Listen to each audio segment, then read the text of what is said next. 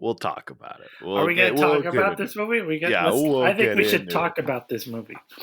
I think we should. I mean, if you want to switch up the format, that's fine, Dan. If you want to talk about a movie, let's do it. Okay, just this once. We'll talk about the movie. Just this one. Never time. again. This is it. I'm down with that. Yeah, you got to keep it fresh for the big audience, otherwise they get bored. Bored audience. Nothing like a bored audience. Stupid audience.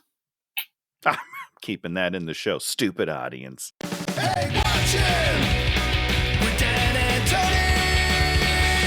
Hey, watch him! With Dan and Tony! It's like watching, yeah! Welcome to Hate Watching with Dan and Tony. Tony's taking a drink, and that's why I started the show. Lark water bottles. Clean themselves. I don't know their tagline, but that's what they do. There it is. On this show, we watch movies and we offer the unexpurgated reviews of said movies. I don't think that's a word. I'm just going to say it right now. I don't believe it's a word. I've been wrong in the past, but I don't believe it. It's close to a word. Let's see. Unexpurgated. Yeah. Look it up. I think what's great is that we knew what it meant. Oh, fuck me. Is that real? It means of a text complete and containing all the original material, uncensored. So the unexpurgated one is like the unabridged. It's the long one. Yeah, that is what we do.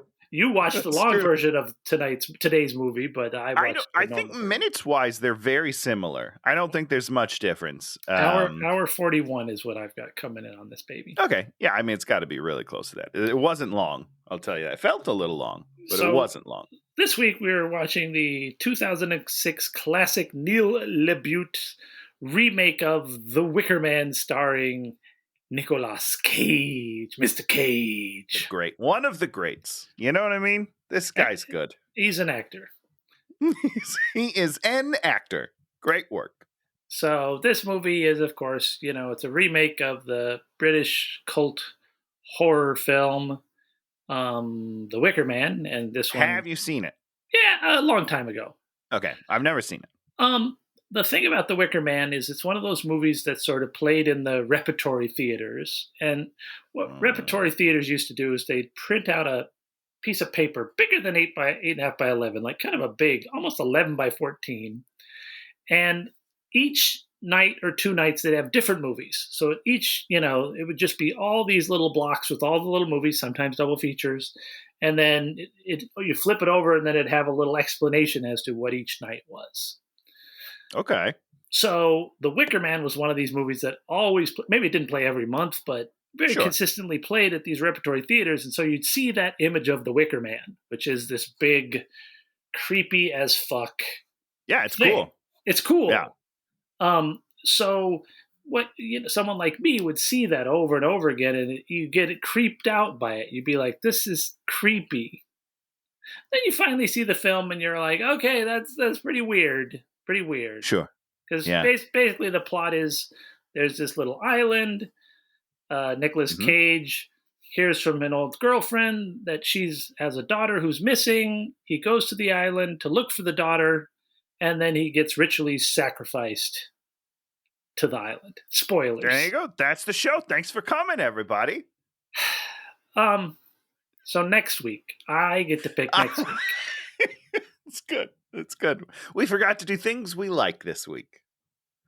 Oh, Shortest show in history. Things we like. What did you like this week? I liked a little movie called The Wicker Man. Ciao. You did not like this movie. This movie was very fun for me. It's not a good movie, but it is a movie that I enjoyed laughing at. See, there's this other guy that did a review of this, and he was like, "This is one of the funniest movies ever." He thought it was hilarious. It's not that good.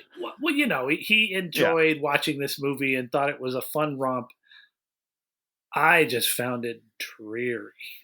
Are you telling me that when he slowly walks down the stairs, stares the woman in the face, and then just fucking slugs her, you didn't laugh?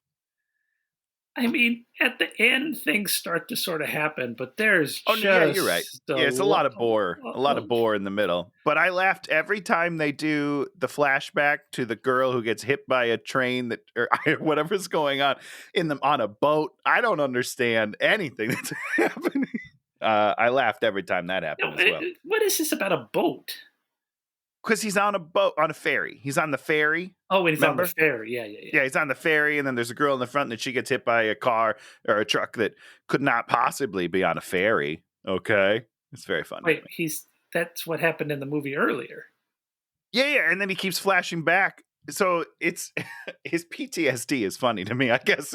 What you're saying is, I guess that's the brass tacks of it. The lazy flashbacks that never add anything and don't add any suspense or horror or tenseness. You laughed at. I laugh at him. I think it's funny, but there's a lot of bore in the movie. You have to get through the bore for the last 30 minutes of the movie is pretty fun. So in other words, you're saying you could probably make a super clip of this movie that'd be about 8 minutes long. That would be a good movie. I guarantee you that someone's done that, and it's probably phenomenal. Yeah. So, based on an old movie that Nicolas Cage got told about by Joey Ramone. Okay, that explains at the end, it's for Joey Ramone, and I'm like, of the Ramones? Yes. Why? So Nic Cage was friends with Joey Ramone. Joey Ramone told him about this movie, and then Joey Ramone passed away, and so sort of in his honor, he decided to ruin the original. That's a nice move, Nick. He and Neil LeBute went and made this. Oh, that's great. Now, what a tribute. Do you know anything about Neil LeBute? It's a name that I've heard, but I couldn't tell you a single thing he's made. He's done something called In the Company of Men, which was one of those sort of movies that caused us an amount of problems. Outrage. And I guess they said all of his movies are misanthropic. Well, I mean, he's one for one in my eyes, right? Now, do you know what that word means? I had to look that word up. No, so here's the thing: is it's one of those words where I think I know what it means. Sure, but there's a good chance that I actually do not know what it means.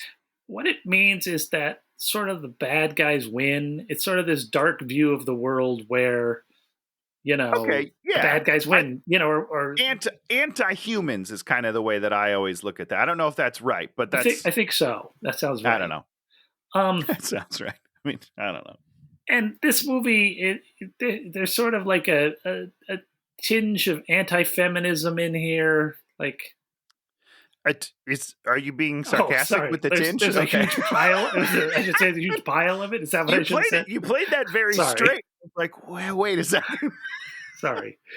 I mean, basically, this movie is what if feminists won and they ruled the earth? It would be a terrible place. That's the gist of this movie. Yeah, it's sort of taking feminists and make them all into unattractive, freaky grandmas and linebacker women, and then sort of having him yell at them, scream at them at times. Well, part of that's got to be Nick's fault, because I feel like he didn't modulate his voice all that well in this movie. It was which is it's a great time. When he becomes a police officer, a cop, he's just really horrible in this movie. What else has he been a cop in that I can compare it to? But not in a good, not in an interesting way. In just he actually, let me rephrase that. He doesn't feel like an actual cop when he cops it up. Well, he shouldn't, because he's breaking all of cop rules for this entire movie. Well, but I understand what you're saying. We have a sort of this typical terrible police officer, that sort of person, that sort of archetype. And his archetype is just that the officer just yells at everybody until they do what he wants. Isn't that what police officers do? Some people would say, Dan.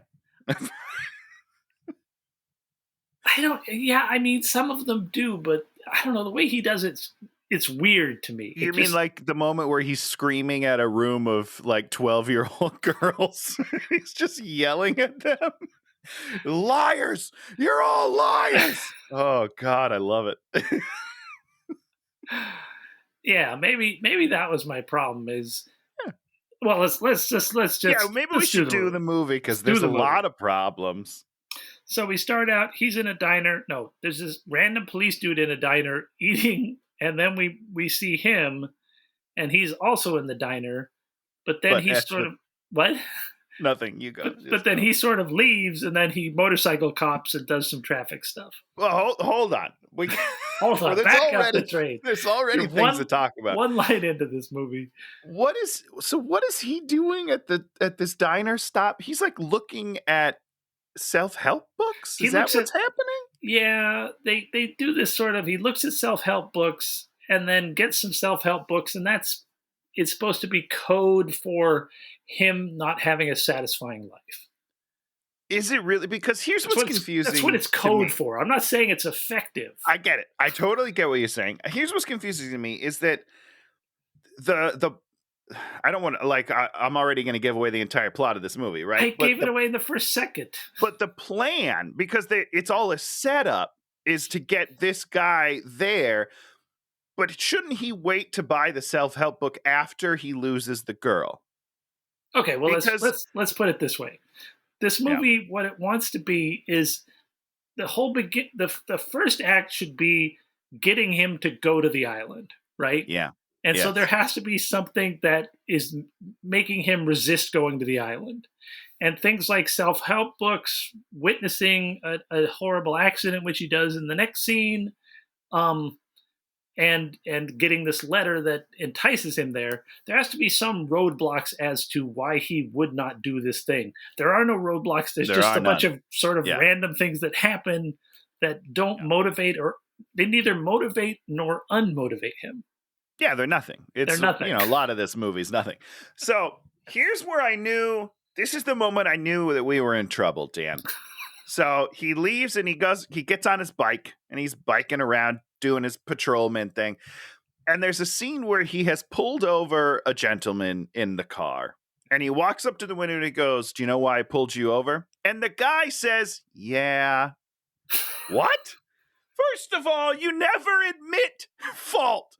When a police officer pulls you over and says, "Do you know why I pulled you over?" You say, "No, sir, I do not." Because then he has to tell you what you did wrong. If you just start admitting to things, he might be like, "Oh, shit, you did that too? All right, here's $8,000 in fines. I'm taking away your license." You never admit. Sounds like this guy doesn't know anything about a police. It's ridiculous. Here's my black tar heroin. Here's all the illegal guns I have. I feel bad about it. Do you want to look in the trunk? Here, let me pop it for you. Get on back there, guy. It's just... There's a hooker. Just bad. You got me. You got it. Good job, policeman. Way to go. Ridiculous. Yeah. So then he's following the station wagon and out flies a doll out the window. He does things, scoops it up, goes up there, pulls them over, gives it to the little girl. The little girl throws it out again. He goes for it again, and then this truck comes out of nowhere and destroys the car. Yeah. So, first of all, this little girl, I'm not getting her doll again. I'm not playing that game. You want to throw it a second time? Fuck it. It's getting run over. The head will be smashed in. That'll teach you little brat. That's how I felt about that. Tony drops trow and he urinates on the goddamn doll. Teach that girl a lesson. Is this what you wanted? Listen, I come from the hard love. Tough love? What is it called? Sure. Hard love. Hard love. All right. You ain't getting it. School of hard knocks. Hard knocks. So then, so the car bursts in flame. He tries Where does the truck come from? How can it come? He's standing in the road, right? Yeah. She throws the doll. Yeah. He walks there, bends over, truck smashes the car. Yeah. Now, you tell me he didn't look both ways before he went out in the middle of the street, Mr. Policeman? I think the car was a psychic the truck was a psychic projection. Wait. Now, whoa. Well, because the woman in the car and the little girl in the car, they're fine, right? Well, they weren't even in. They said they couldn't even find the bodies. There was Yeah. nobody in the car, which is something we skate over in the next scene. Oh my God. It's actually a dream. You think it's a dream, but he's getting a commendation in the next scene. What's he getting a commendation for? And then he's like, were they ever? Let's get to the next scene. Wait, he tries to rescue the little girl, but the car blows up Yeah. and he's blown back. So I guess he gets a commendation. I didn't write that down. Yeah, He's the next recuperating. scene. Oh, Yeah, okay, so you go. I ignored that part. He's No, recuperating. no. He takes pills He Throughout- takes a lot of pills throughout by the the way. movie for no reason at random times to no effect. I thought maybe they were like to help with his hallucinations, but I Maybe. don't know. I don't know. So this lady cop shows up and it's like, Yeah. here's your mail. He acts like he completely knows her. But Yeah. later on Yeah, at they're the friends. end of the movie, we find out that she's part of the plot.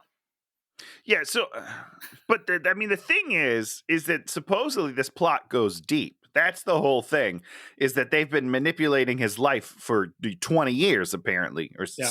I don't, oh boy, like it's 10 bananas. years. Like 10 years, because the little girl's like 8 or 9, right? I guess, yeah, I guess. Is she really? She's no older than 11. That little girl That's true. seemed like she was 100%. 8 at the end. Yeah. Is she really the daughter? I don't know. The other thing they always do in this movie is they show these other, they show that little girl and they show this other little girl. And you're like, and then they show you a picture of the little girl that is supposedly the daughter. I can't tell the difference between any of them. I wrote that several times. I was like, I don't know which little girl. Are they not the same? Because so the little girl from the car that gets smashed to bits looks identical to the picture that they showed me. And he keeps looking at the picture over and over and over of this missing daughter. And he never puts it together that they're the same person. So that's when I realized they're probably not the same person. Exactly. But I thought for the first 40 minutes of this movie, I was like, why doesn't he put it together? He stares at this picture constantly. Give them different haircuts. Give them something that really Anything. gives us. I understand that we're going to go to the island and everyone's blonde and everyone is twins Right. and all that, but they're not all blonde and they're not all twins. So Correct. you don't have That's to right, have because the school teacher, she's a brunette. very attractive. Okay. Yes. So let's go back to the lady cop here. Yeah. She comes in and she's like, hey, you're getting a commendation. They don't Okay. tell us what it's for, but I'm assuming it's for this wreck that nobody survived as far as we know. He didn't save anybody. There's no bodies. She That's said what I there's no mean. bodies. So, like, what is he getting an accommodation for? He did nothing. If anything, he just accidentally stumbled upon an abandoned car on the road and then almost blew up to death. That's what he did. And someone's going to give him like a gold star for that? That's a terrible job. In the military, they have a Purple Heart where you get injured in the line of duty. Yeah, but I think you have to be doing something cool. Don't you? Don't you have to be like if some guy is like a comms, I don't want to be rude, so please, I'm going to upset the entire armed forces. Some lazy serviceman is sitting there and gets typhoid while not even being in the field, and he doesn't deserve a Purple Heart. Is that what you're saying, Tony? I'm saying I don't Tony? know. Deserve is not the right word. I just don't know if he gets one. I don't know how it works. Do you know how it works? Screw the military. That's a quote from Tony. I don't know. God. I have no idea. I don't know how it works. I don't know. He shouldn't get an accommodation for it. That's all I'm saying. Yeah. And the car's unregistered. I'm like, the car's what does that mean? unregistered. And what? she says there's no bodies. So it's not, is it even real? I don't understand anything. And no one seems bothered, Dan. It's like a gang car, They scrubbed off the serial number. It was completely missing the engine block, so there was no number in the engine block. Okay, so what's what happening? is it doing? And my thing is, nobody cares. And he's like, they never found bodies. So that, and they're like, no, they didn't. Nobody cares.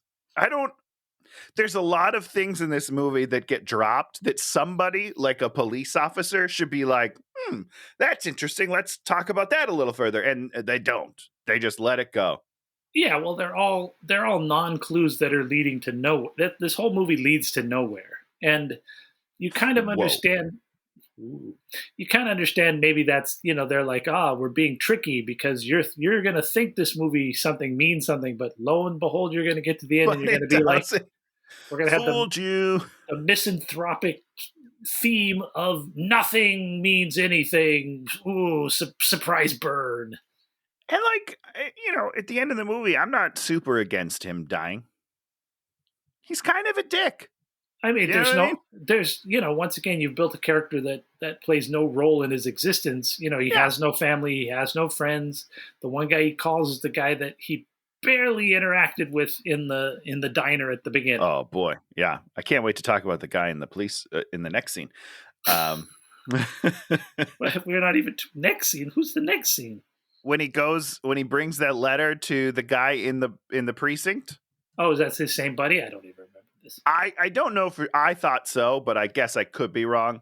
I don't know, but I thought it was that dude. So he gets a letter in the mail with no stamp, no postmark, and it's basically from this girl who he dated 8 to 10 years ago, and who left him a fiance actually. And they were engaged. A ring and everything, and she just disappeared. And they don't even she just disappeared, and they don't even talk about maybe the extent to which he searched for her. Or I think it was 0. I'm pretty sure she just left, and he was like, "Well, that's too bad. Anyhow, going to work." Yeah. So so she's on this island, Summers Isle, off Puget Sound, and then he gets a hang-up call too. Just one. Yeah, but that wasn't from her though, because he says there's no phones on the island. Right? It doesn't matter. All right, yeah, this is dumb. It's just like it doesn't matter. They're like, what can we throw in here to fill another 30 seconds? Have him get a fake phone call. Like, what? So what? And no one was like, who's it from? They're like, don't worry about it. If that call had been like a little voice, help me. Great, yeah. If it was Rose McGowan, Rowan, yeah. Then we'd have been like, oh, this little girl needs help. There's actually some. And that would have been a good way to motivate him to get to the island, because who can refuse a young lady being like, help me, save me, please? Yeah, and very sad. The whole thing about this movie is at some point they sort of set up that there's a time, but not really. He just sort of looks for her and then sort of escalates a little bit. A little tiny bit. Little tiny bit. So hang up call. He goes and sees his. What? I wrote buddy who does something about a call. What's that? What were you going to say about the guy? Oh, he shows the letter to his buddy. Says there's no stamp or something. Yeah, I mean, he does that, and then the buddy reads it, and he's like, "Oh, an ex-lover," and she's got the nerve to reach out to you now. It's the most bizarre scene I think I've ever seen. This guy is so weird, and I kind of loved him. I kind of loved it. So he decides to go. Doesn't tell anyone he's decided to go. There's no penalty for him going. He's, it's not my sister's birthday's in a day, I shouldn't go. There's just, he just sets out no financial issue about him going, no work issue about him problem. going. Just whatever. No one cares. I'm not sure he's still working, because he says when he goes to a friend, he's like, "Oh, I didn't know you were back," and he's like, "Oh, not for a couple more weeks." So he's on sabbatical from his commendation of nothing. Now, have you seen Midsommar? I have not, but I want to now. Midsommar is this movie. I did not like Midsommar, but okay, that's fair. If someone says I love Midsommar, I'd be like, I understand why you love it. Okay, Midsommar is everything that this movie isn't. It's they go to the place. Bad things are going to happen. They all stay there. Bad things happen. But the bad things, at least, are pretty interesting and pretty fucked up. Well, that's something. I read that Midsommar is looked as the spiritual successor to the original Wicker Man. Not this Wicker Man, because this one's not good. But that's what I read, is because it's more like the islanders are happy and not like this weird, dark, awkward, like everyone you talk to them like, well, they're evil. She's evil. True. True. Okay. Everybody in this thing everybody's confrontational for no reason. 100%. Yeah. And you if you were and that's the whole thing is with a movie like this, you want him to think he's in a police procedural movie, and you want Yeah. them to know that they're in a horror movie, Yeah. and then you get some friction. Yeah, a little tension. And he just acts like he's in a procedural, and then when it stops being a procedural, then they just kill it.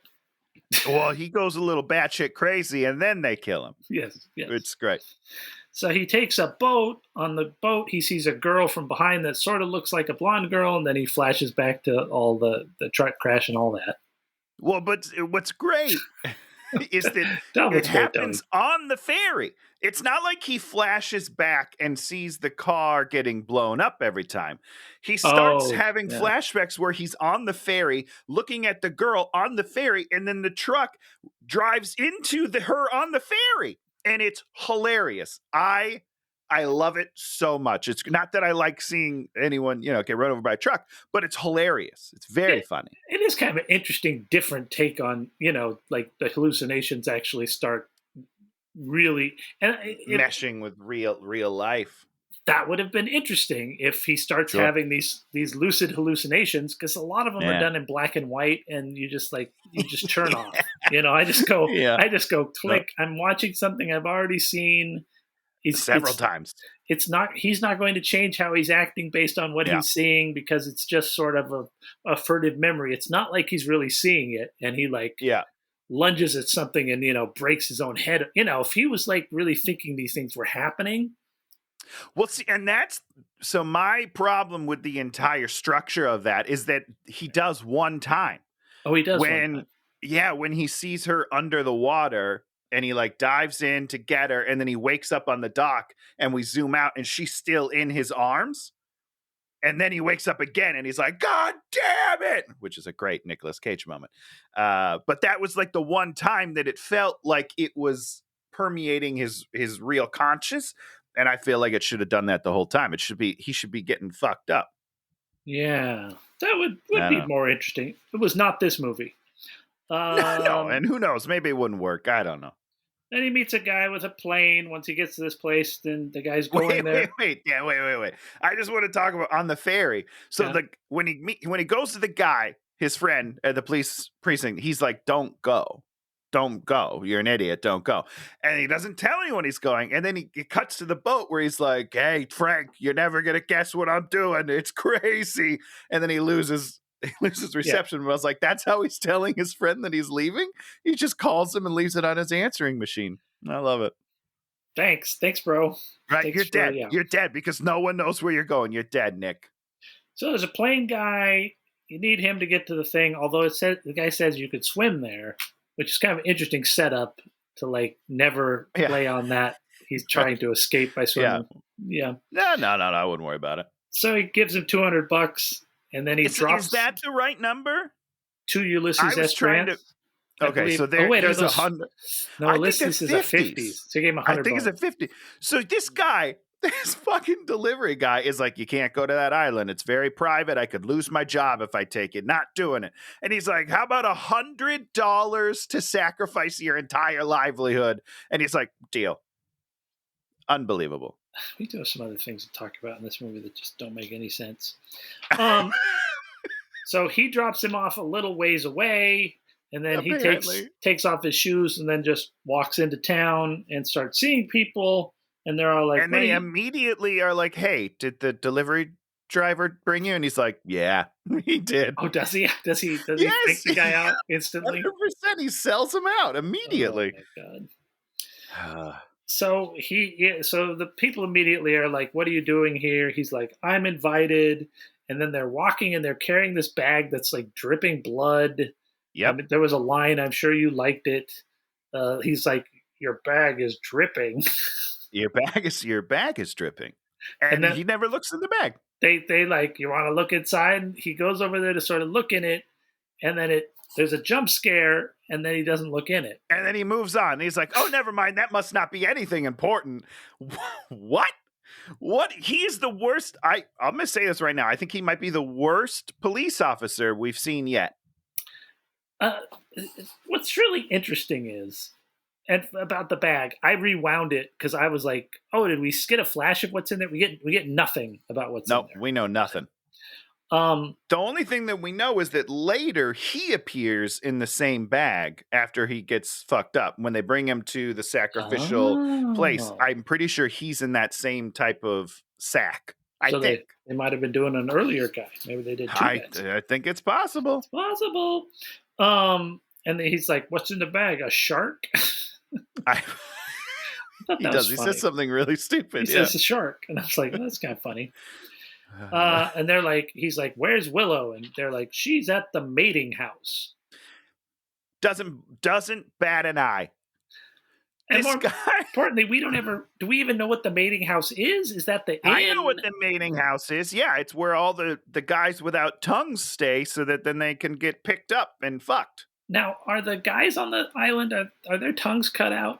Yeah, for sure. I mean, we never get that Hold confirmed, on. but the Don't say Hold for on. sure, because we don't know that for sure. 100%, Dan. I know it for sure. Here's my evidence. Okay, I mean, they never talk, but then the one guy tries to talk one time. Goes, I was like, he doesn't have a tongue.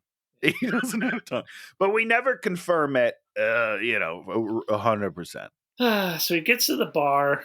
Hold on, no, wait, hold on. I need to harp on the mating house just a little bit. Sure. Okay. So you're a police detective kind of guy, right?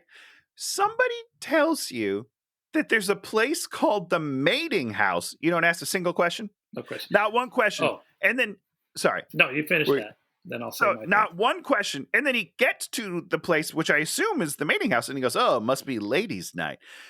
This guy is so unobservant. Obviously, something's going on. But if somebody tells me there's a place called the mating house, I'm immediately going there. Because I'm like, that's where I want to be. I would like to be in a place called the mating house. I would like to do some mating on the island, please. And he never talks about it. It's the only thing I'd be able to think about. The rest of the time I was there, I'd be like, well, what's going on at the mating house? Is it a good place? I want to go. So, yeah, we never know if this bar is the mating house or even not the mating house. We never have confirmation. Again, no confirmation, but in my head, I know exactly what and where the mating house is, and I'm hanging out there 24/7. Do we ever get there in the movie, Tony? Not that I'm aware of. There'd be like sex swings and all sorts of weird implements. Oh, God, it would be the coolest place in the world. Yeah, but here's the thing is that, men as second-class citizens, we would have to be like picked like in gym class is the way I look at it. So I'd be like picked last in the mating house, right? And I'd be like, oh, shit, I get the worst one. But then it's still, you're still in the mating house. So it's not you win-win situation, right? Even the worst person in the mating house is still getting mating. Did I ever tell you about my greatest triumph in sports history? I don't know. I just like the pivot because right now I'm still on mating house, but I want to hear the story. Give me the story. So remember back in junior high, you'd play murder ball or whatever it was called. Yeah, absolutely. So you'd play it on the basketball court most of the time. Of course. At one point, we had to play in the wrestling room, which was this hot, sweaty little box of a room. Just this tiny box, and there literally is like no out. There's just like if you're out, you're literally against the wall, standing on the line. So we were playing, and I was always good because I was hung back and like let everybody do that. That's the right way to do it, and then you come in at the last second. Pow, pow, pow. So it got down to me and one other guy. And, you're in this room and everyone's like, it's like Thunderdome. You're just like, Of course. And, it rages. And, of course, I end up winning, and it's, they carry me out. Of course, they don't carry me out. No, they put you on their shoulders. They're carrying you around the school. Good sell. Yeah. A more exciting moment than anything in this stupid movie. Well, of course, because that's pretty exciting, Dan. I almost think that that's an unfair comparison because it's hard to get movies that exciting because that's a pretty exciting moment. Unless you're like, Remember the Titans, in which case they're equal. Kind of the peak of my life, Yeah, right. You're telling me that Wicker Man 2006 isn't the second peak of your life? Unbelievable. So he's at the bar. The bar lady vibes him out, and then Willow shows up. talk to me about Willow and her acting and her persona, And her face. her face. She's so weird looking. That's what I wanted. That's it. We can in the show there. She's so weird. I don't want to be mean to people because I'm not a 10, 7.5 maybe. She's just so weird looking, and her eyes are like, I don't know. Yeah, and her acting's very strange. So like, it doesn't help that her character's also super weird and inhuman, but then her face feels equal, and so she's just so far off this planet for me. I can't handle it. And she just does this whole thing always where it's like, they've got my child, and I don't know what they're going to do, and I don't know who they are, and I don't know why, and I don't believe anyone in this, that, and it. And you're just like, Right. there's like no I'm over thread. you. There's no thread to her like leading him along, No, and so shouldn't she be kind of like seducing him back to the island a little bit? They like make out for like 10 seconds. They never And have it felt sex. very weird to me. It felt very when they kissed, I was like, why are you kissing her? I don't understand. There needed to be sex. I'm sorry. Sure, 100%. But she needed- also needs to be more alluring, not in like a physical, but like just her character needs to be like, I need you. Let's, you know what I mean? I don't know. She needs to help bring him back to the island because in my mind, if I was Nick, I would have left the island 100 times before the end of this movie. I don't know. I mean, and once again, that's the problem with the movie is there's no push and pull. You're just like, he's sort 100%. of shambling through the investigation, and when anything weird happens, it's like anything he discovers is just kind of like, wow, we're all surprised. Right, yeah. And then the things that he doesn't discover that they lay out in front of his feet, it's like, why are you noticing that? What's happening right now? It's called the mating house, Nick. Figure it out. I do. So where are we? We're back. So they're talking. The bar lady. I just want to say it's one of my favorite Nicolas Cage moments in this movie when he takes his badge out in the bar and just slaps the table before he talks. I'm a police officer. It's so annoying. And it feels to me like something like a New York cop would definitely do. That's how I felt about it. I know he's not New York, but. And I guess, that was a point I wanted to make. He's a motorcycle cop. Correct. Yeah, he's not like a detective. He's not a detective. He's not like a New York cop. He's like a middle of nowhere, rural California, Fresno, empty highways motorcycle cop. He's really nothing of a cop. And he doesn't ever feel like a cop. No, but I love that he... I wish I would have wrote this down, but he basically is like, hey, I'm a police officer to the bar lady. And she's like, not here. You're not. Like this. You're so far out of your jurisdiction. Like, this is insane. They know he's from another state. They pointed out a few times, and 100%. Everybody knows that they in a way they constantly emasculate him. Of his power. He's always trying to exert his power. They're ignoring it, laughing at him, and not caring. In their defense, his power doesn't belong here. He can't use that power, and he tries over and over. And he's like, I am the law, basically. And he's not. He's not here. He's nothing. He's just a guy. He's just a guy on vacation here. You can't pull your badge, and it means nothing. So we as an audience at no point are like really on his side and are like, yes, he has. I was never on his side. He never feels like he has the moral high ground on these people. He always feels like this interloper 100%. who's moved in on them for kind of no reason, just because because this is sort of his daughter, sort of. Yeah, and he's very confrontational with everybody. So I don't blame them for finding him a little off-putting, He crushes a bee on the bar, which makes everybody gasp. And we find out he's allergic. I'm allergic. We also find out he has 2 EpiPens. Yeah, so just a quick question. I don't have allergies, so I've never used an EpiPen. Do they have specific Epis? No, they're EpiPens. I don't believe so. It's an EpiPen. Okay, that's what when it said B, I was like, wait, what? I feel like we're hitting that a little hard. I know what he's allergic to. You just told me. Yeah. It's good. So she gives him a secret note.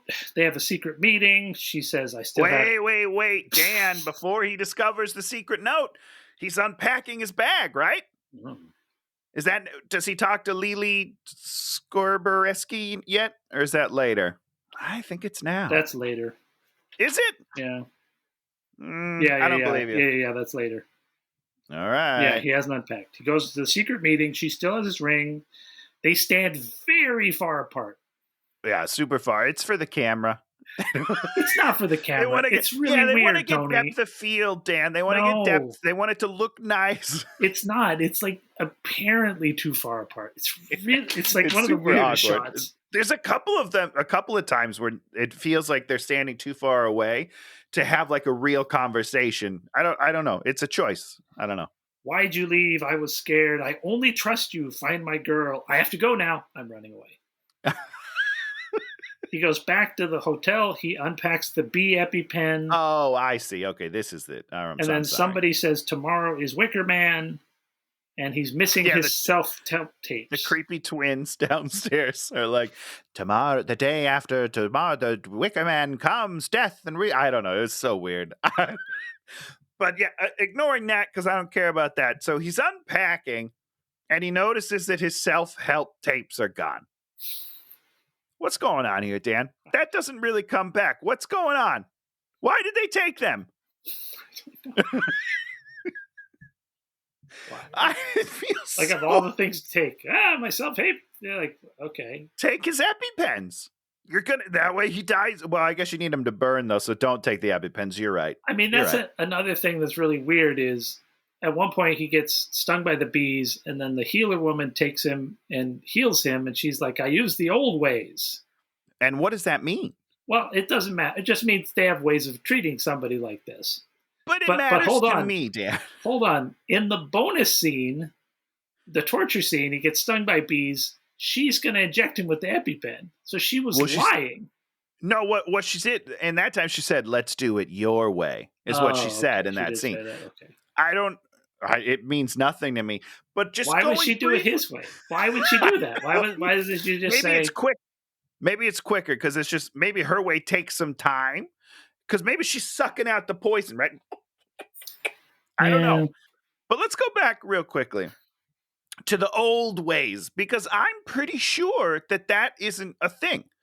Yeah, it is. Back in the day, if you were allergic to bees, you could die. Oh, no. Well, I mean, the whole idea is they're just saying they have some treatment for the bee allergy. But what is it? Well, it's probably some plant. I need science. I need science. Because in magic. Bridgerton, here, guys, guess what? Spoiler alert for Bridgerton season 2, okay? This guy gets stung by a bee, dead immediately. They didn't have in the old days, they didn't have a way to fix it. Oh, this is the old ways. This is like this is druids and shit. This isn't like, medicine, like Victorian medicine. All right, I just don't believe it. I don't believe it. So he dreams again about the crash, and then he wakes up, he sees a girl outside his window, he chases her, he falls through a hole in the barn. Now, is this a real girl? Because I'm getting confused on what's real and what's not. But it seems like everything's been like set up, so it has to be like a real girl, right? Yeah, they're just fucking with him. They're just stringing him along for no reason. They're stringing him along for nowhere. That young girl is awesome.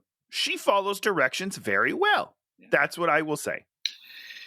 So the next morning he's having breakfast and he's got... Oh, wait, I'm sorry. I do need to talk about this scene. He looks for this girl for 6 to 7 minutes of on-screen time. Yeah, he probably is out there for a few more hours. Nothing happens. Yeah. I don't need to see him searching this long. He's walking through the forest. Nothing happens. He's walking through a barn. Nothing happens. He goes upstairs in the barn. Nothing happens. Then he falls through the roof just because it's, I don't know, old wood. And I'm like, I don't care. This isn't tense or exciting or anything. I don't need to see this. Just have him go outside and be like, well, I guess the girl's gone then. So I'll see you later. What a waste of screen time, guys. Wow, this is for a movie you love. I said it doesn't. I don't like it till the last 30. Finish is strong. This is like the least amount of notes I've taken, and we're already 47 minutes into this damn show. You're welcome. We're only through one stupid page of this. I was gonna get this one done quick, and you're like, let me talk about the scene that nothing happens in. Nothing happens in the nothing happens but scene. Nothing happens in it. I have to point it out that nothing happens. We don't need to point out in the nothing happens movie yes, that we nothing do, happens because nothing happens in the nothing happens movie. It is a failure of filmmaking that you have a 6-minute scene where literally nothing happens. I don't need to see it. Well, no, but you see, if the whole movie has an F, we don't need to talk about every F that is the F in the effing movie. Yes, you do, because how else do you know you get an F? If you get a test, you get a score on each individual question, don't you, Dan? Did they take American money? These are real questions. That's actually a really good question that I don't have an answer to. I know. He never takes out a credit card. He never really does. Don't they say that they're going to pay for his room even? I don't know. I don't remember. It was so weird. So he's having breakfast. He's like, he pulls out the honey container. The honey container is just like the bare honey container you get at the store. Just they took the sticker right off of that thing. And he's like, they're like, no honey. And they're all like, no royal honey for you, because the crop last year was cursed. And then he looks on the wall, and there's all these photos of the festival girl, and then the last one is cracked, and the photo is missing. Whew. Yep. So yeah, I won't talk about that. How about that? Although I don't understand why it's called the royal honey. I don't. What royal honey is royal honey is the honey that the bees make that they feed to special. I don't know if they feed them to drones or just normal bees to make a new queen. Wait. That's how you make a queen? Mm-hmm. You give it mutagen honey? Mm-hmm. That's the coolest thing I've ever heard. I did not know that. Yeah. I want some royal honey. Holy shit. Queen grows bigger, and then it's what happens if we give humans royal honey? Anything? I don't think. I'm gonna test it. I'm gonna get so much royal honey. It turns half of your face blue. I'll do it. I don't even care, man. Did you get the joke? Half my face blue. Because later her face is blue. Yeah, half of your face is blue. Jesus. Hey, I got there. I'll cut out the pause later, and then it'll seem like I got it immediately. So he goes outside, and Lily Sobieski's chopping wood, and then she says a bunch of weird, random stuff that doesn't make any sense, including "Take me with you when you leave." It sounds like a cry for help to me, and obviously it wasn't, because she doesn't give a shit. Oh. Yeah, but at the time, she's like, "Take me with you," and then like touches his arm, and he just like moves her arm and then leaves. Like, from my perspective, a woman is asking you to save her from this crazy island, and you're like, I'm actually here for a different rescue. I only have time for one. I'm sorry. You're not a priority for me. So he goes to the school and terrorizes the children. This is one of my favorite scenes in the movie, Dan. There's lots of twins. Yeah, a ton of them. He hands around a photo. Do you guys know who this is? And then there's like one. Like, no. This is the one part of this movie I like. There's this one empty desk, and he's like, "Whose desk is that? Whose desk is that?" And he goes back there and he opens it, and a crow flies out. Great jump scare. Great jump scare. But then he's like, "Well, why is it in there?" And they said to him, like, "We just wanted to see how long he'd last." Or something, and I was like, "What the fuck are we talking? Don't talk about why the crow's in there. That's so weird." They should start singing a weird, freaky song. Oh, I love that. Crow's yeah, in that's the desk, good. You're going to die. Like freak him out. I mean, that's what this movie should be doing. People should be constantly freaking him the fuck out. So he's trying to figure out if it's safe for him to stay here, because this is an unsafe place to be. You know what we didn't talk about that we need to real quickly? When he first goes into the schoolroom and he's just listening at the door, and the teacher's question is something like, "What are men?" And the two girls are like, phallic symbol. And his response is, "Boy, school's really changed since I was in it." You guys get it? Because we didn't talk about penises. It's so weird. Like, this guy has no idea what's happening, but it's pretty clear to me. Great stuff. So he yells at them. He finds the Liars! You're all liars! He- To these 11-year-old girls. finds the attendance book. Rowan's name is in there and it's crossed out. So he's all pissed off. Yeah, and then then he turns to the teacher and he's like, "You're the biggest liar of them all." Oh God, this is a 10 out of 10 for me. This scene right here, I'll tell you that right now. Now, is this? While you're looking, then they go outside because Wait, hold he's on. disrupting No. the class. Oh, jeez. The teacher's name is Sister Rose. He's like, "What's your name?" He must see. He's like, "What's your name?" She's like, "Sister Rose," and she's like, "Another plant." Another plant.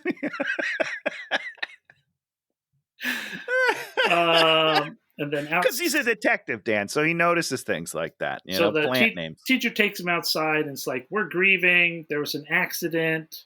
She got burned to death. Well, She's what she buried in the says church. is she'll burn to death. She'll burn to death." And then he goes, "What?" And he goes, "She burned to death." Like she corrects it as if, to like lead him, into thinking like, "Oh, wait, did you say she's going to burn later?" I thought that was a nice moment. I see. The trick is they're supposed to make him think that she's going to get burned later. Correct. Yeah. But then I thought it was a nice moment. I mean, it doesn't fit with the story or the plot or the rest of the movie, but I liked it. I thought it was a nice moment. Yeah. So stupid Willow says it's not hers. Oh, they go to the church. He goes to the church ruin. Oh, he goes to the church ruin, sees the grave. Willow is there. She's like, "That's not her." And then there's a locked crypt, and there's a new lock on it. He's all like, "Oh, new lock. I'm a detective." And then she's like, "Oh, they're going to hurt her." And this is I when wish that he did say that I'm a detective. This is when she tells him that Rowan's actually his daughter. Yeah. So here's what's interesting about that, Dan. Yeah. I thought that we already knew that. I know that I missed some stuff, I guess, because Naomi was like, "No, they've been talking about how the father isn't around and how he didn't go for it." And I was like, "Oh, I thought this whole time," because in the letter, she's like, "I didn't want to hurt you anymore, but now I'm going to hurt you more. We have a daughter." I thought that's how the note went, but apparently it didn't. I don't know. Because you can't put that up front because then he's automatically going to go. Right? I mean, I guess so, but don't they want him to go? Yeah. So, like, that's a pretty foolproof way of getting go. But if you tell it now, then you don't get to act like it's a surprising thing when it happens. Got it. Well, even though it's not a surprising thing to anyone. It wasn't a surprise. Even Nicolas Cage's character. He takes it in stride. He's just like, "Oh, yeah, okay. So she's my daughter? Got it. Check." Which, like if he really didn't think it was his daughter, there should be like a super ramp up period where he starts punching a lot more people. Yeah. Oh man, I can't wait till he starts punching people. Yeah. Fuck, it gets good. It does not. I don't totally understand, and this is going to be jumping around a little bit, but he sees the grave. Yeah. And then he's like, "Oh, I'm going to have to go ask permission to exhume the body," as if like he's following the law. I better go get it like a subpoena here, right, guys? Blah, blah, blah. I don't think that's the right word, but search warrant would probably be like, yeah, some sort of warrant. Or authorization from the priest, which there is. It's like, no, just fucking dig it up, dude. You're on an island. There's no law. Okay, just dig it up.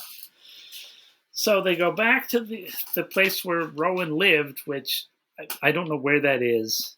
And then I know, but it's a creepy little room. And then they stole all their stuff, but under their desk are all these spooky drawings, and she writes, "Help me." And then he goes out to the plane. So he wants to go use the radio of the plane because the plane's just sitting there in the water.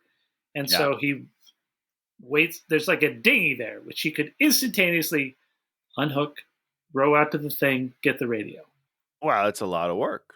So instead, he's going to wait. Instead, he falls asleep on the thing, and then he has some nested dreams where she's drowning underwater. He finally goes underwater, brings her out, and wakes up and hasn't done it. Then he finally swims over to the plane. Could have taken the little boat. Yeah. And then the radio's all destroyed. Yeah. Which is, I mean, I expected that. You know what I'd have done? I'd have turned on the plane and then used it as a little boat, and you'd have just been Because you able could to. swim.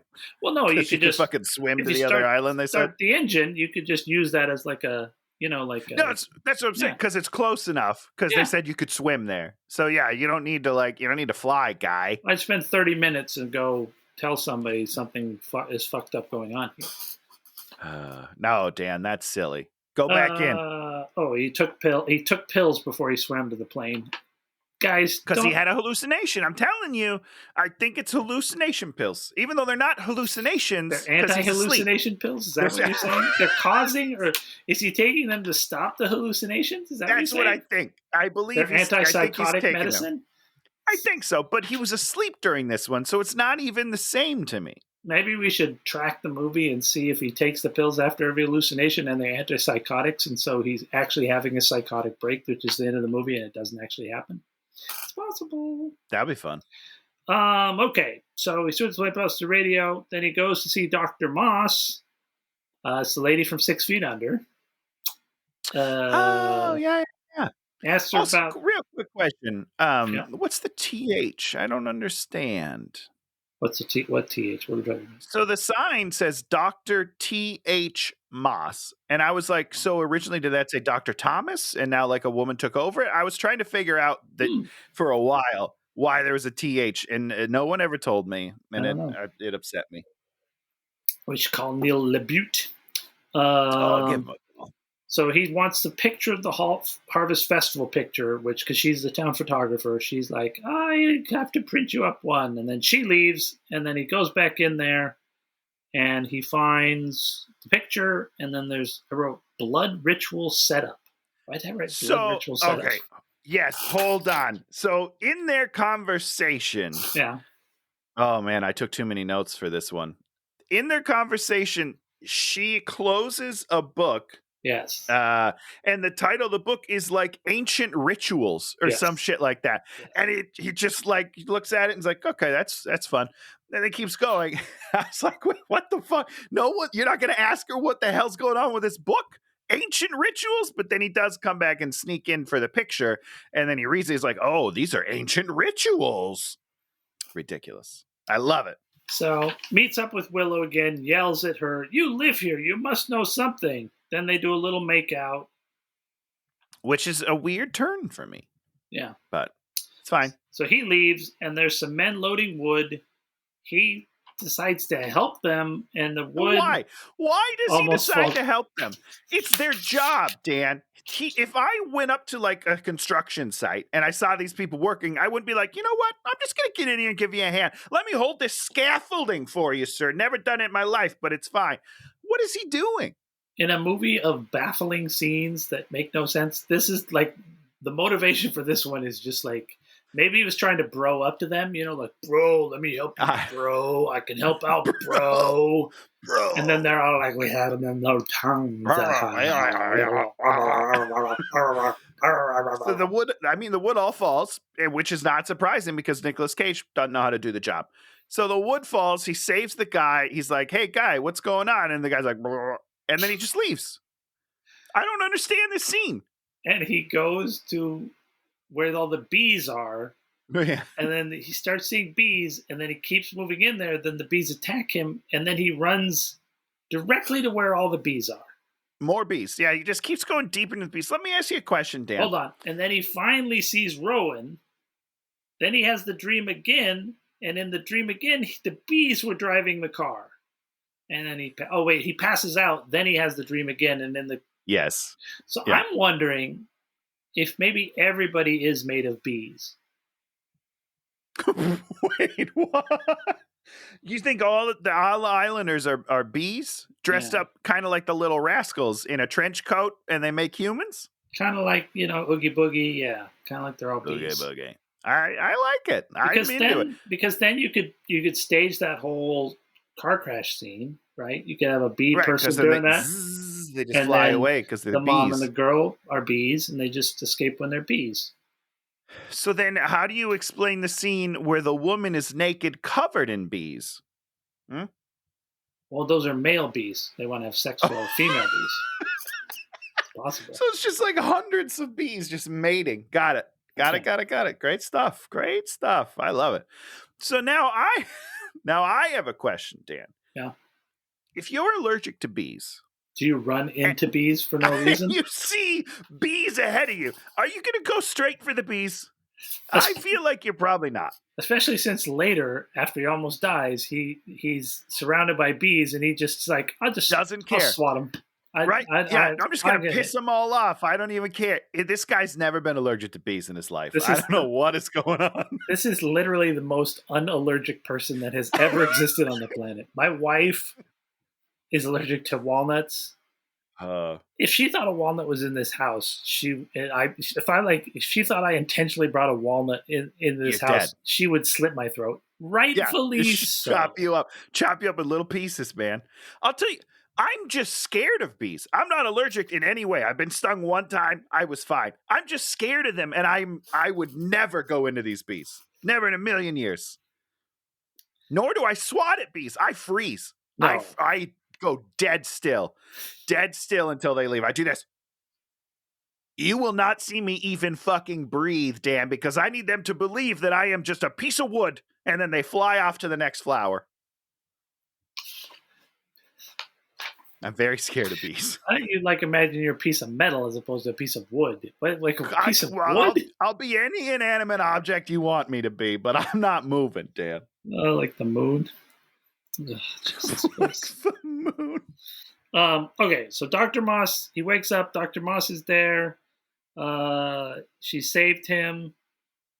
Somebody says, that now he has the big talk with Sister Samurai, right? Goes to her house. Yeah. And then it's Ellen Burstyn, like, she's fine. And they talk about, she's like, pity the bees didn't kill you, as opposed to the other. Like, I don't know why she would say that since she does not want the bees killing her. It doesn't make any sense. They talk about rituals and festivals and earth mothers and worships, and the bees are attacking him. And then she says, we're not subservient to men. And he yells at her, can I dig up the grave? Because I guess she's the one to ask about digging up the grave. Yeah, he has to get her permission. I don't know. Do you want to say anything about this? And then she's scene? just like, yeah, I already said, he's going to take you right to it. I don't give a shit. That's basically what happened. So he digs it up, and he finds a burnt doll, and then he hears ghostly crying. Why does he hear ghostly crying, Tony? Dan, I do not know the answer. I have no idea. In my head, I'm imagining there's just girls in a circle around him just doing, and that's what he's hearing. Is that supposed to be crying? What did that sound like? Was it not crying? This is like, crying is like, see, all right, you're hired. Get in the woods over there. You can do it. So then he runs over goes to the main part of the church. The crypt is unlocked, goes down in there, finds Rowan's sweater, and then he swims into this place where you're like, you'll die if you do that, dude. 100%. You would never. Just a bad choice. So he opens this thing, swims there, finds a Jesus statue. Someone goes in there, locks him in, and then he's like clinging, going, help me, help me, help me. In the middle of nowhere where no one's going to come down. Nobody's there. Yeah, no one's going to help you, bro. I have a question. Sure. Now, I agree with your assessment that it's a Jesus statue. Yeah. Now, Jesus has fallen. This used to be a church, and then the paganism has taken over. Okay, that was going to be my question. If this was like a religious thing. Yeah. Because I don't feel like we hit that very much. And I would want... it doesn't really matter, but shouldn't he be almost a symbol of Christianity? Mm-hmm. Mm-hmm. But he's not, right? Mm-hmm. Am I missing that? Because he's just kind of a dick. Just kind of a dude. Just kind of a motorcycle dude. Slapping his wallet on the table. I'm a policeman. It's my favorite. I loved it. May well have pulled out his member and be slapping that on the slapping it on. I am a man. That's what this movie is, and they're like, "You're right, yeah. I am a man," and they're like, "We're women. We don't like you. You're gonna die." Well, kind of true. I guess there you go. Yeah, good for them. Okay. Crypt is locked, and then Willow comes to the rescue literally the next morning. So he's been in there for like 14 hours or some unimaginable amount of time where you would basically die of hypoxia and you would not survive in this water. Not only that, but you wouldn't still be hanging on. Like, there's no way that he's just been doing this for 20 hours. Come on, guys. No way. Stupid. But also, you're not the least bit suspicious of Willow at this point, Nick. I mean, how did she find you? So he screams, "How'd it get burned?" about the doll. Something bad is about to happen. Another great Nicolas Cage moment. I love it. How'd it get burned? How'd it get burned? How'd it get burned? She's like, I don't know. Okay, thanks. I'm going to go to 10, and you're going to hit me with a 2, and you know what I'm doing? I'm going right back to 2.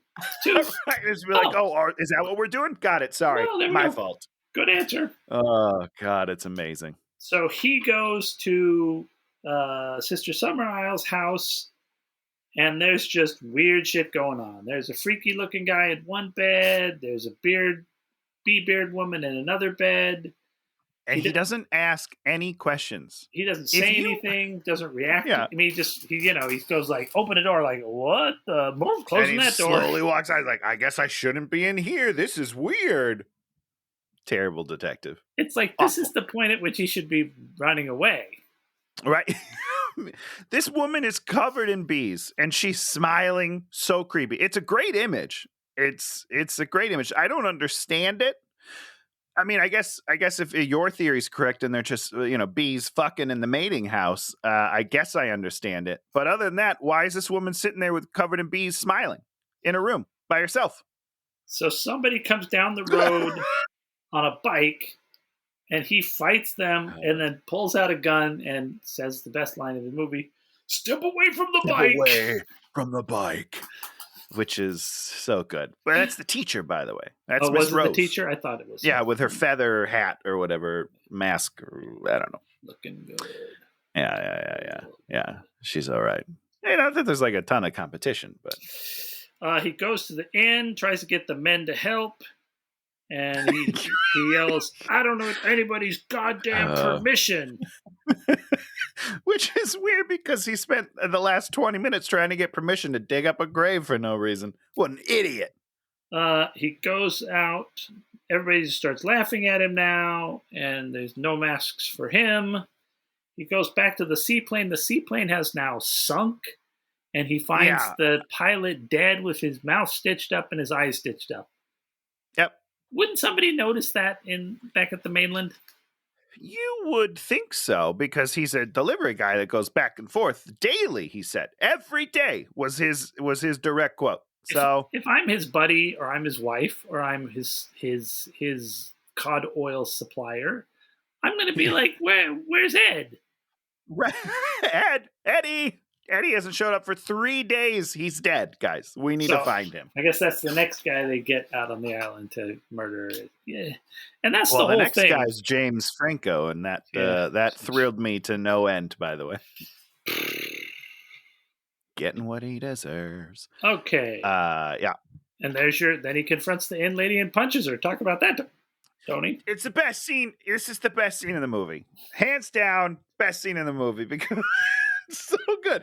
So he's wet, he's upset, and he comes skulking very slowly down the stairs. Wet and upset. Not a good combination. Nope. He sulks down the stairs, walks up to this lady. Did they even speak? He sulks down the stairs? Skulks. Okay. Double Ks. Skulks. Making sure he's not sulking down the stairs. Well, he might be sulking. He's wet and upset, so he's a little sulky. Skulking down the stairs. I don't know if they say any words.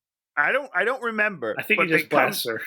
They come face to face. There's a moment where they're looking at each other, cuts back and forth, and then he just fucking slugs her in the face. It's a 10 out of 10. She's smirky. She's smirky.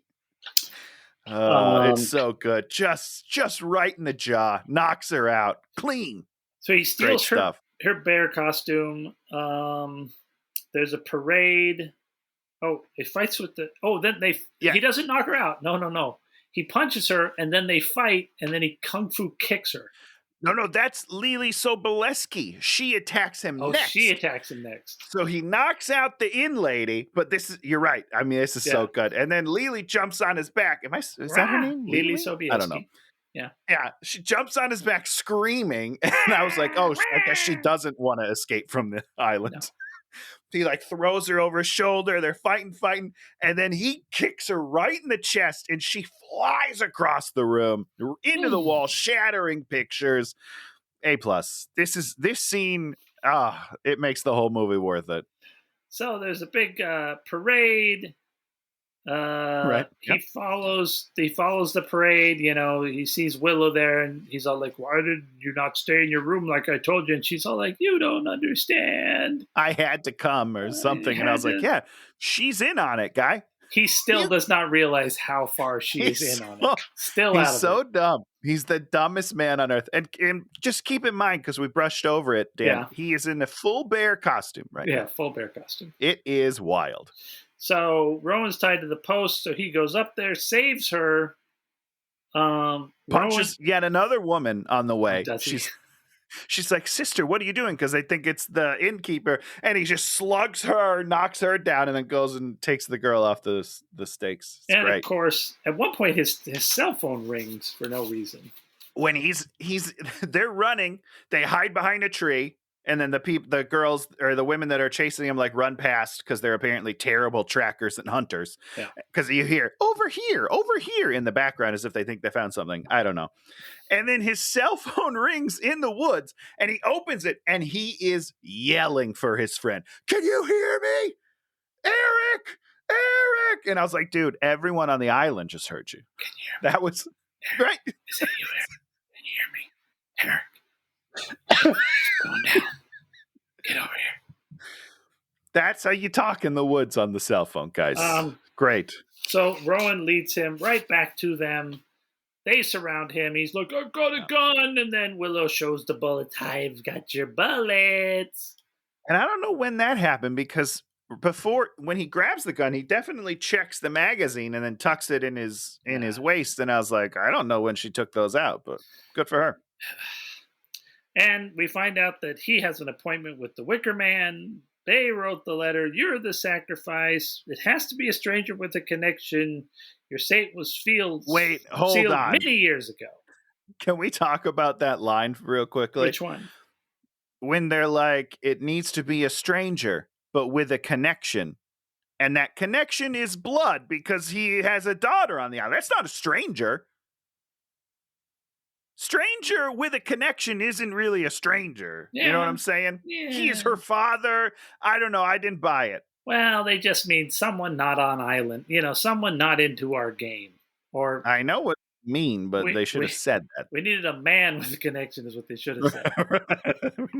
We needed a pee-pee on the island. We needed the phallus. You shall be the phallus. Oh, wouldn't have that have been funny if they raise him up in there and then they ease him down and then he put him into the penis. He becomes, he's the Wicker Man's fleshy appendage. And then he burns. I love that. That's a great ending. Then they can eat a bunch of tapioca pudding and then get him to throw up. Now you're getting disgusting. Oh Christ! So, we see the car crash lady, we see the car crash kid, we see the lady cop, and then everyone in his life that he's ever known. He starts screaming at them that they're bitches, and then the best scene of the whole movie is cut out. Basically, they bring in logs and they break his legs, and then they put a thing on his head. Some sort of basket. So they can fear factor some bees into his face, and he screams about the bees. And it's, "No, not the bees! Not the bees! They're in my eyes! My eyes!" Oh, it's the best. I mean, and they're so fake, which is great. Yeah. And he is overacting his ass off. I love it. I think it's great. I would have kept it in. So there's the Wicker Man. We finally see the Wicker Man. They drag him up in there. Little Rowan lights the fire, and he and a bunch of farm animals that are inside the thing burn so that the crop will be good next year. And I was a little surprised. Well, I didn't realize he was going to die. I thought he was going to escape. You're kidding. Did you really think he was going to escape? Well, until they put him in the head, and I was like, "Oh, I think he's really going to die here. This is a weird movie." And I think that's the whole thing why the original was surprising, because back in 75 or whatever, that did not happen. Your protagonist did not go through the whole thing, and then you find out it was all bullshit, and he's just there to be murdered. And then he loses. And he's murdered. You're like, oh, and okay. Wipe our hands. They go back to their lives. He's murdered. I mean, he's burning to death, and then basically it just kind of like fades out, and it's like 6 months later, and I was like, wait, what? Oh you were surprised. So you were surprised. I was. Oh, well, there you go. Even when he was on fire, I was like, boy, how's Nick gonna get out of this one? Oh my goodness! And then he doesn't. He's dead as fuck. And his final line, "Arr." And then 6 months later, the girls are back in town. Lily Sobieski and Willow, and they're sad we don't know her real name. Putting the moves on James Franco and John Ritter's kid, Jason Ritter. Absolutely, yeah. Who we love. I love Jason Ritter. He's great. Jason Ritter, yes. James Franco, not so much. No, thank you. So I was pretty excited. I was like, oh, look at this. Look at it. He's getting his come up. I really thought it was the Franco brother because when he was younger, he looked like the brother. Yeah, for sure. Yeah, he was cuter when he was younger. And so now he's a monster. So they're setting this guy up, and he's going to be like, they always have to have a person out there ready to go in case they have a bad harvest. Yeah. Now, Dan, here's a question for you. And I'm glad we're at the end of the podcast, so there's not many people left here, because this is probably going to be controversial. Ooh, we're courting controversy today. If I had a plan in which I was going to seduce men to bring them back to my island, and I had Lily and Willow, I'm not going to put Willow in the seductress lane. She wasn't. I'm going to put Lily. It was Lily. No, wait. No. It's Willow. No, she's getting James Franco. No, it was Lily. Lily was getting him. Yeah. Willow took him to the bar. Yeah. You're right. Yeah. You're absolutely right. Lily. Because you're right. Because she's too, not that she's too old, but I think the idea is, it's a the young crop. Thing. Yeah. Sure. Got it. Yeah. I gotcha. All right. Ooh, someone wasn't watching the movie. At this point, no. Nicolas Cage just burned up in front of my eyes, and I was like, "What the fuck is going on?" Tears pouring down Tony's face. Why? That R was you, wasn't it? You heard it all the way at your house. Unbelievable. Yeah. So this movie was, in my opinion, just a snooze fest. For you, at least, you got a little surprise. Nicolas Cage died. So that's true. Yeah. Well, surprise, heartbreak. What are you going to do? Listen, the last 30 minutes are pretty fun. No. When he's punching and kicking women and he's running through the woods, I had a good time. It was funny. Yes, I suppose you had a good time. I did not. I was bored. I get it. And honestly, like, the first hour of that movie is one of the most boring things in the world. It's boring. It doesn't make any sense. There's plot holes everywhere. It's ridiculous. Terrible film. A movie like this is a good movie to look at what a plot hole is. A plot hole is setting up self-help books, having his self-help book stolen, and then just forgetting about it. It's like we've done a number of things in this movie about self-help books, and it gets us nowhere. Yeah. And it's almost a red herring, but it doesn't lead you anywhere. You know what I mean? Yes. All these things feel like plot things, but they are all red herrings, but they're not even red herrings to distract you from the real herrings. Right? Yeah. There's got to be a real herring in there somewhere, and the real herring is he's just going to die, and you're like, okay. Yeah, you should watch Midsummer, because there's some dark horror stuff in there that's pretty dark horror-y, and they deal. We'll do it. We'll do it this October. Oh, we're not going to do it for this. No, not we as you in guys. myself Yeah. and Naomi. You Yeah, absolutely should. I mean, I would say don't watch the other one, Insidious, or not Insidious, whatever his other movie is. Not heritage. Heretic. No. Heredity. Yeah. Yep. Oof. I will never watch it. I'm not turned- interested. I turned that movie off. Because of the stupidity. But I mean, he makes really good looking movies that have really interesting horror elements, and I understand why people like them, but Okay. I don't find them adding up to anything more than they don't add up to anything more. Just like this movie doesn't add up to anything more. You're like, no, sir.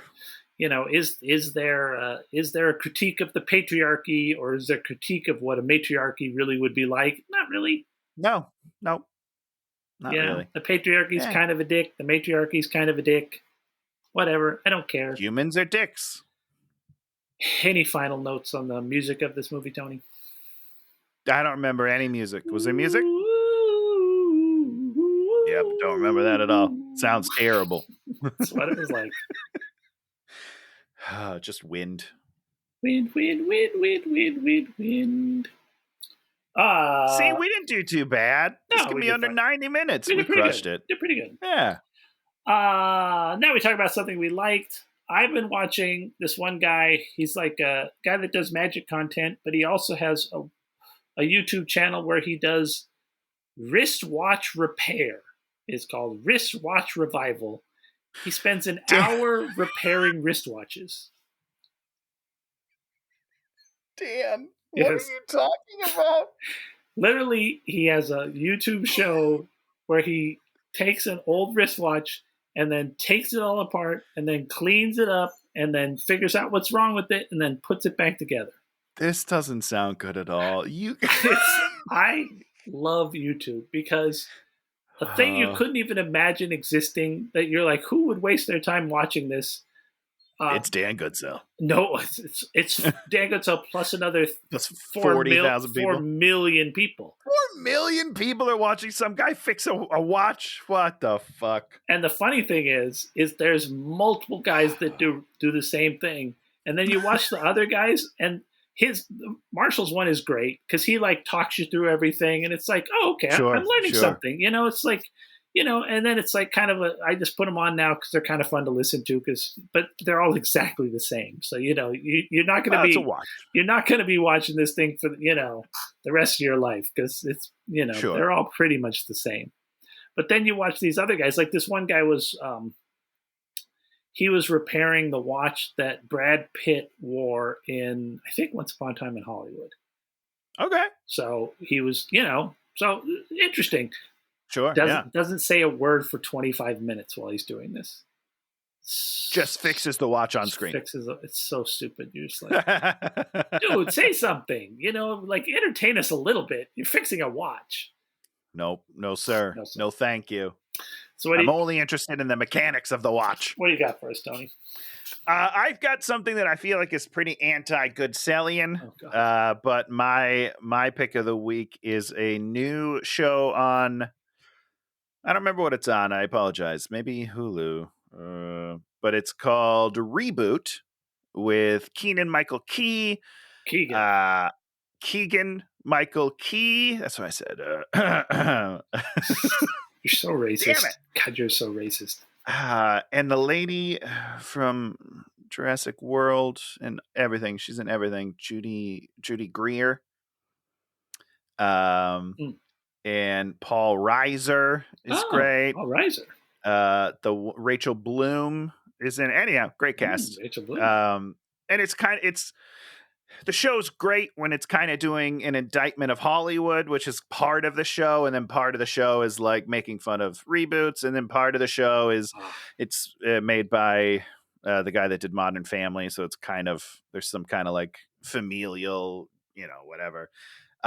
It's not a 10 out of 10, but when they're hitting Hollywood, it's pretty fun. Is there a pile of privilege that all the characters exert constantly that makes you want to kill yourself? Yes. Well, they're all. So it is the Modern Family guy. No. because most of them are washed up actors that were like big in the 90s and then kind of hit a rough patch. And now they're trying to make a comeback with the reboot No, of their 90s I show. understand what you're saying, You know? but is it So that I'm just saying are they're they- not all rich. Oh, so they're not all multimillionaires that get to do whatever they want constantly. Not all of them. Yeah, Most of them them are. but some of them aren't. Okay. So there's a mix. It's not full on privilege like Modern Family was, which is it's hard to watch. But there's definitely some of it. There's definitely some because they're Hollywood, so they you get it. But there's some fun stuff in there. So we're heading into Halloween zone. Ooh, So I was looking at some different things. There's a lot of different movies, and then last night we're there on the couch, and my wife's like, "Oh, pick out something," and I found something on there. I think it was on Netflix, maybe it was Prime Video, and I was like, "What's this? I haven't seen this." 2013. What is this? Okay. And it's one of the movies that got off. It came because of Twilight. So there are these. Oh boy, these sort of bad start. tweeny, angsty, supernaturally this, that, and the other thing. And I started watching it, and my wife wanted to kill herself. She was so unhappy, and I was watching it, and I was like, "This is the greatest movie I've ever seen." And it's like got a spooky bent to it, so I'm like, "Oh yeah, I'm turning this off after 10 minutes," and I'm like, "We're doing this on the show," and she's like, "All right, I'm in." "Why you can't do that on the show? You're doing Halloween movies," and I'm like, "Shannon, the name of this movie is The Mortal Instruments City of Bones." Oh no! How more Halloween could you get than something called City of Bones? Oh no! I don't want to watch it. Have you seen this movie? I saw it in theaters. Awful! It's an awful movie. It looks so bad. Oh, it's so good. I think I'm gonna love this movie. It's just I saw this by myself because this was before Naomi moved out here. So I saw this on a day that I saw like 3 movies, and this was the middle movie, and I'm pretty sure I napped through half of it. Good. So there will be surprises. For sure. Yeah, I couldn't tell you what even happened. I don't even know what the end of the movie is. Lena, what's her name from Game of Thrones is in there. Looking good. Yeah, she's looking good. And like one of the guys from Twilight's the sort of male lead, and he's kind of a freaky looking guy, and a lot of hoods and runes and just oh my god, so good. Oh boy. Oh, it's gonna be so good. This is gonna be great. And like when I started watching that, I was like, is this the second or third movie? No, this is the first movie is called The Mortal Instruments City of Bones. It takes six words to get the title out of this one. From a book series, of course, and then this is the only one they made, because I've seen Didn't they? What? I feel like they ended up doing a TV series too. Then Shadowhunters, later, right? 3 seasons. Shadowhunters, 3 seasons of a TV show, which I'm sure was. I mean, you look at Shadowhunters. I did watch that. All 3 seasons, or just a little? No, not all 3, but I'm pretty sure Jamie Campbell's in it, and I'm pretty sure. I think I gave it a shot and watched like the first season. I'm pretty sure. When you look at how long the cast list is on Wikipedia, it's just like it's a mile long. Each character having these gigantic blocks of text. Of course. Well, they're very deep, fleshed out characters, Dan. But I've watched all these other ones. I've watched all the Divergent movies. I've watched all the Maze Runner movies. I actually have never finished the Hunger Games. I never watched the last 2. Oh, the two part finale. Or maybe I haven't watched the last 3. I don't know. I just never have gotten back to them. Isn't there only 4? There's 5 movies total, I think. 5 total. Yeah. Okay. Yeah. I don't know. Yeah. I've seen the first one a bunch. It's good. First one's great. Yeah. And I'm pretty sure I saw the second one, but the first one's a freaking great movie. Yeah, I think I saw the second one too. I don't think I cared. Yeah. I don't know. I mean, there's a reason why what's her name became a star. She's freaking phenomenal. Katniss Everdeen. Yeah, yep. She's great. And whatever happened to what's his name? The dude. The love interest in that? Yeah. The other Hemsworth. Oh, Hemsworth is the real boyfriend. Yeah, and then the other winner is Rich Richardson, Josh Hutchinson, and he did some time traveling show on Hulu. Oh, good for him. Yeah, and he does a lot of the celebrity basketball games at All-Star Weekend. He's done that several times. Wow. He's pretty good. He's got some handles. So that's how I remember him. He's got some handles. You mean he has like so you can pick him up? Dribbles well. No. You dribble like they're called hand. You got to get the lingo. You got to get the street lingo on the b-ball. Did you watch the documentary about And One? No, you want me to watch documentaries, Dan? So good. So good. I did used to have And One shoes, though, so maybe I should check it out. It's a great documentary because they used to have the And One street ball league stuff. Talked about all that, plus the shoes and where it all went, and then how everyone except the white guys running the business got screwed. Yeah, that sounds about right. White guys all doing fine. Oh, that's so sad. I'm looking up the title. Yeah. I got nothing. I think it's on Netflix. I think it's a Netflix series of documentaries, sports documentaries. Untold, The Rise and Fall of And One. Okay. Every one of those Untold documentaries are incredible. If you're a documentary person, watch them all, because I love sports documentaries because shit goes down. I'll give it a shot. But before you do that, the Mortal Instruments City of Bones. City of Bones. I'm so excited. No. This is a perfect Dan and Tony hate watching kind of movie where it's a bunch of money to make a terrible movie that they dreamt of making a pile of money on.